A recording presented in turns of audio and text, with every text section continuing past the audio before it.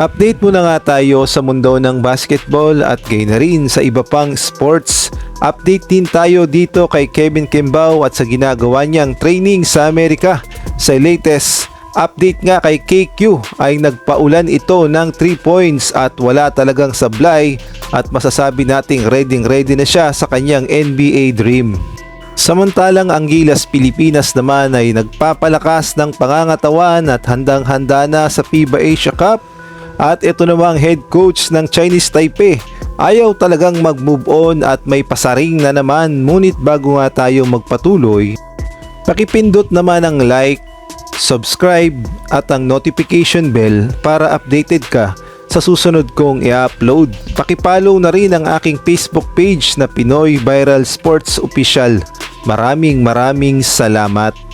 Tuloy-tuloy nga ang pangarap ni Kevin Kembao na makapasok sa pinakamalaking liga sa buong mundo, ang NBA. Kahit nga hindi siya nakasama sa NBA Summer League, ay hindi pa rin nawawala ng pag-asa itong si KQ at tuloy-tuloy pa rin ang kanyang training.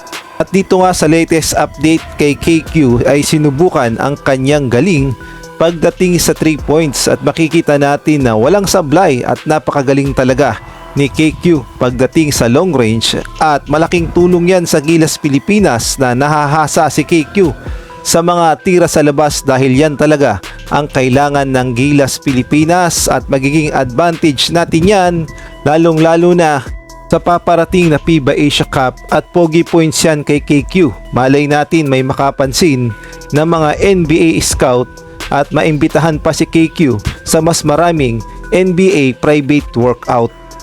Samantalang ang Gilas Pilipinas naman ay nagpapalakas ng pangangatawan at dito nga sa kanilang latest update sa ginagawang training ng Gilas Pilipinas, spotted nga sila sa gym at talaga namang seryoso ang mga Gilas boys at ginagawa ang kani-kanilang task upang mapalakas ang kanilang pangangatawan at syempre iwas na rin sa injury kaya naman may ganitong mga training. At ayon nga sa mga report ay 2 tune-up game pala ang sasalihan ng Gilas Pilipinas o lalabanan ng Gilas Pilipinas. Unang-una sa Macau Black Bear dito sa Pilipinas. Ito nga yung tinatawag na send-off game. Tapos ito yung latest. Magkakaroon din pala sila ng tune-up game kontra naman sa Jordan sa August 2. At bago nga sila lumaban ng August 6 sa FIBA Asia Cup. Samantalang dumako naman tayo sa ibang balita. Ito nga ang head coach ng Chinese Taipei hindi pa rin makapag-move on. Kung atin ngang babalikan ay kinompronta niya itong si Coach Charles Chu sa nangyaring laban ng SGA kontra nga sa Chinese Taipei. At sinasabi niya nga dito na disrespectful daw yung mga players ng SGA at akala nga ng lahat ay tapos na ngunit may pasaring na naman pala itong head coach ng Chinese Taipei. Ang sabi niya nga sa kanyang latest interview, we don't see any respect for some players or a team.